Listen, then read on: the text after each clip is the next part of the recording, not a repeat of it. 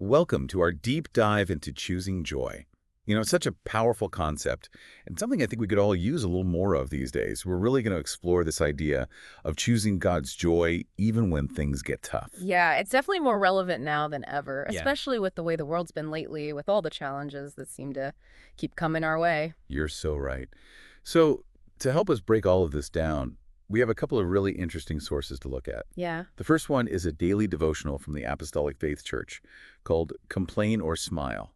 Complain or smile. That's an interesting title. Yeah. I like it. And it starts with this very relatable, everyday anecdote about something that happens on a plane.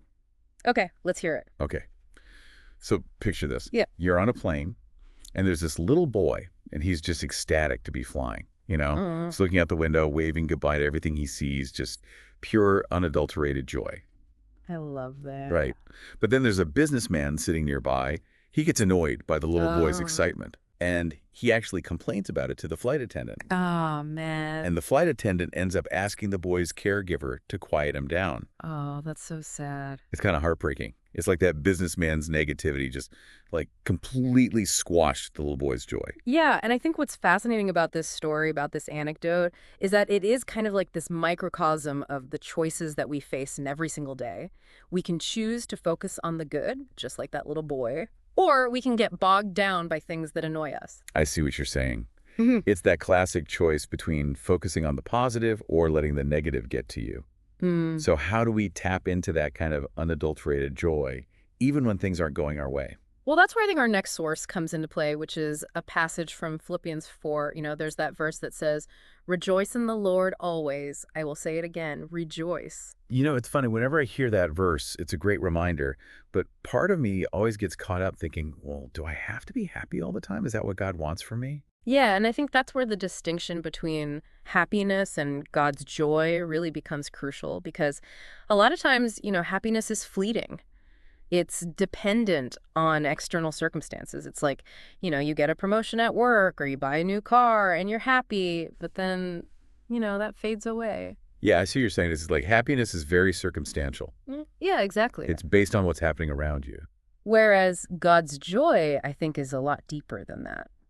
It's almost like happiness is a feeling and God's joy is more like a state of being. Absolutely. Yeah. It's that sense of peace and contentment that comes from our relationship with God. Mhm.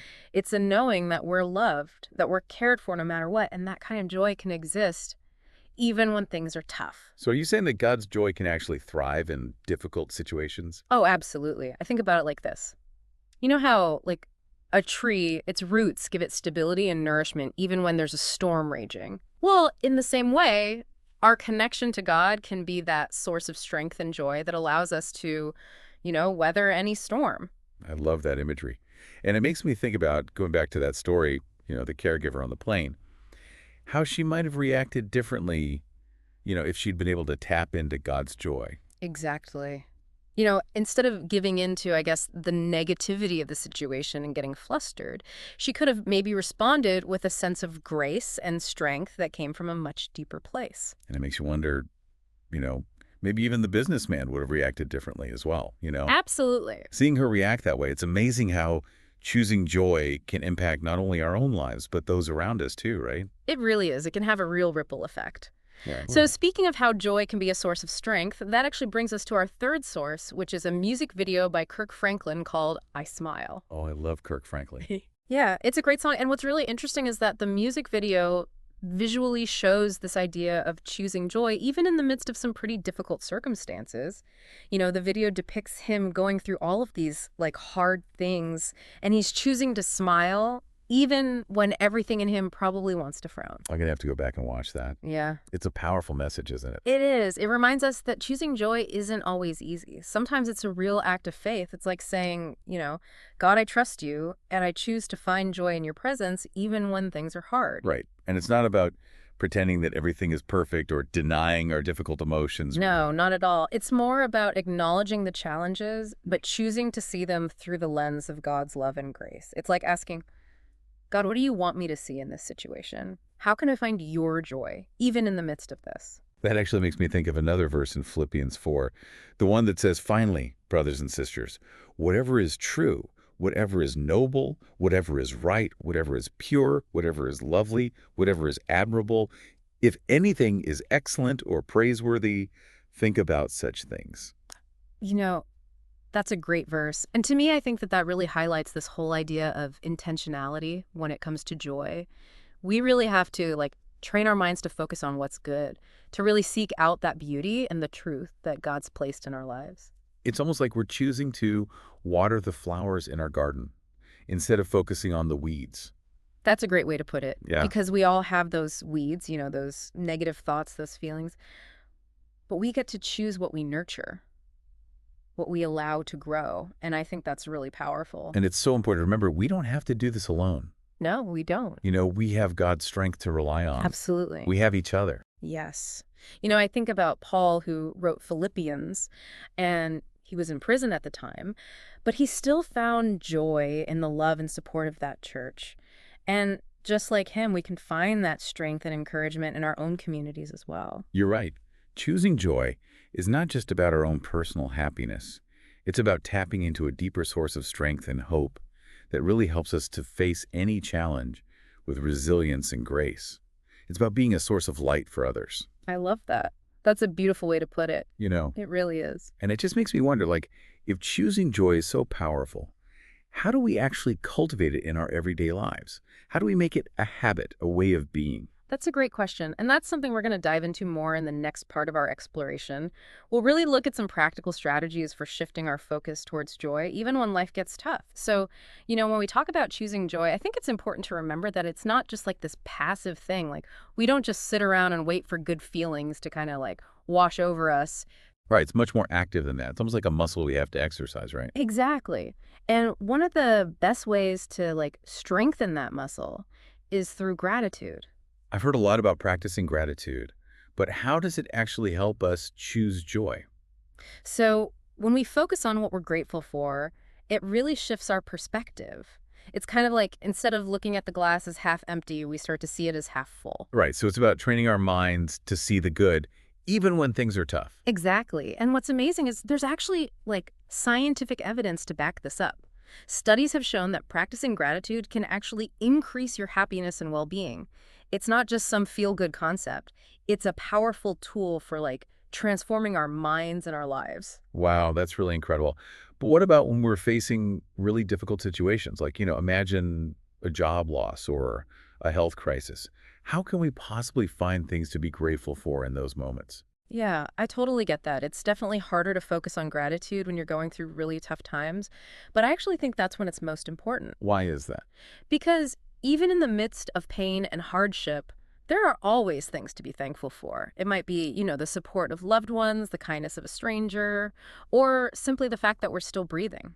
Right, it's like finding those little glimmers of hope, those small things that remind us that God is still with us, even in the darkness. Absolutely. And sometimes those small things, I think, can be the most powerful reminders of God's love and faithfulness. I love that. And, it makes me think back to that businessman on the plane. He was so focused on his own discomfort that he completely missed out on the joy that little boy was experiencing. It's a good reminder that choosing joy isn't just about making ourselves feel better. It's also about creating a more positive and hopeful environment for everyone around us. Right? Because joy is contagious. Oh, absolutely. When we choose joy, it has this ripple effect. It can brighten someone's day, inspire hope, and even encourage others to choose joy as well. And that reminds me of something you said earlier about how choosing joy is an act of faith. It's like we're saying to God, I trust that you have a plan, even when I can't see it. And I choose to find joy in your presence, no matter what. Yes. And that trust, that's what allows us to experience God's joy even in those really difficult circumstances. It's what gives us the strength to keep going when everything in us just wants to give up. Hmm. This makes me think of that line from Nehemiah, the joy of the Lord is your strength. It's not just a nice sentiment, it's a profound truth. When we tap into God's joy, we're tapping into a source of power that can help us overcome any obstacle. And you know what's interesting? The Bible doesn't say the happiness of the Lord is your strength. It specifically says joy. And I think there's a reason for that. Happiness is so fleeting. It comes and goes based on our circumstances. But God's joy, that's different. It's deep, it's abiding, it's a sense of peace and contentment that goes beyond our circumstances. That is a powerful distinction. Yeah. But it also makes me wonder, if I'm just not naturally a joyful person, does that mean I can't experience God's joy? Not at all. Remember, God's joy isn't about being bubbly or extroverted. It's about having that deep sense of peace and contentment that comes from knowing God and trusting in his love and goodness. And that's something that's available to everyone, regardless of personality. Okay, that's good to know. Yeah. So if someone's not naturally inclined toward joy, how can they cultivate it? Are there specific things we can do besides practicing gratitude? Oh, yeah, Yeah. absolutely. One thing that can be really helpful is to spend time in nature. That's interesting. I've definitely felt a sense of peace and even joy when I'm out in nature. There's just something about being in creation that reminds us of God's beauty and majesty. It can really help us to connect with him on a deeper level and to experience his joy more fully. It's like taking a break from all the noise and busyness of life and just allowing ourselves to be present in the moment, Yeah. surrounded by God's creation. Exactly. And another thing that can be helpful is to engage in activities that, bring us joy. What kinds of activities are you thinking of?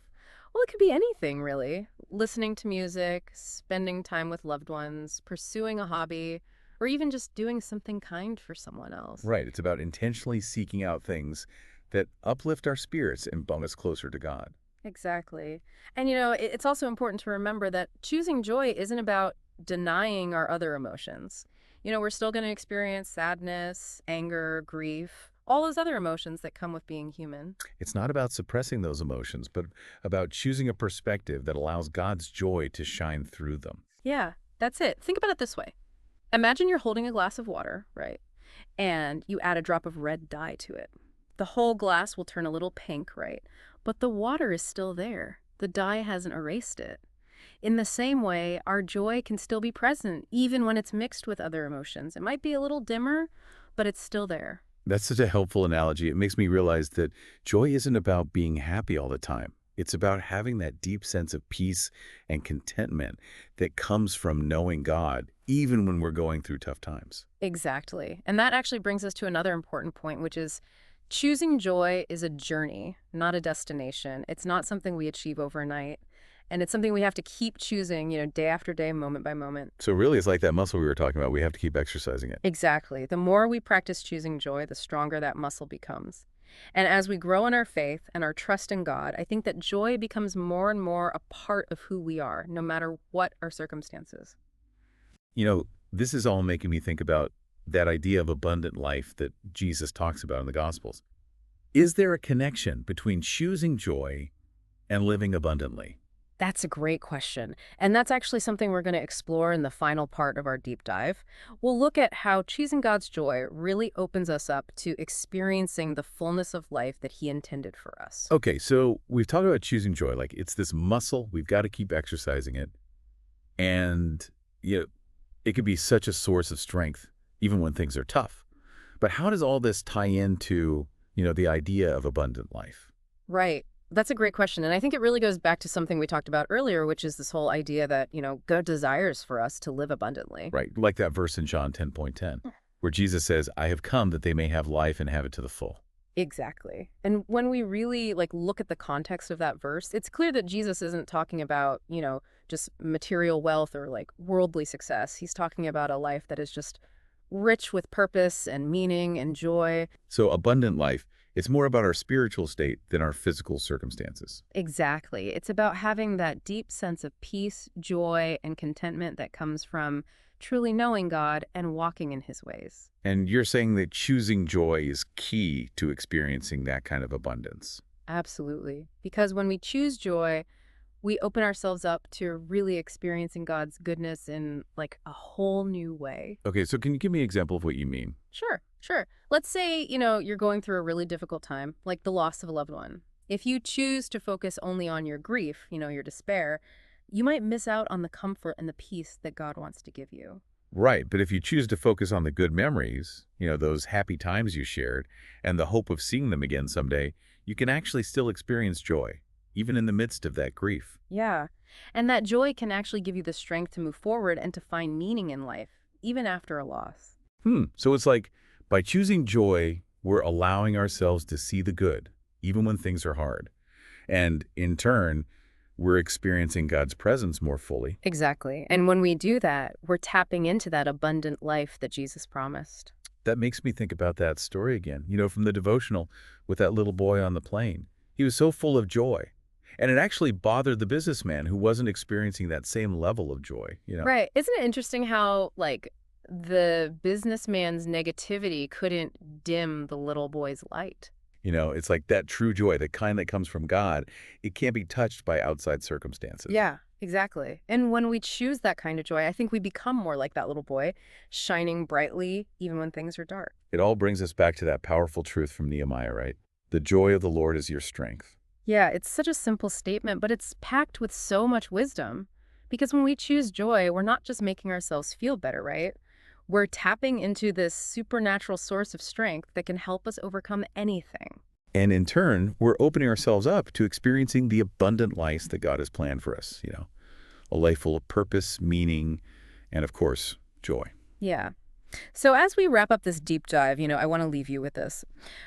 What would your life look like if you consciously chose to look for God's joy in every single circumstance, big or small? What would that look like? How would that change things? How would that affect your relationship with God, with the people around you? We really hope that this deep dive has given you something to think about, encourage you to choose God's joy, and to discover that abundance waiting for you.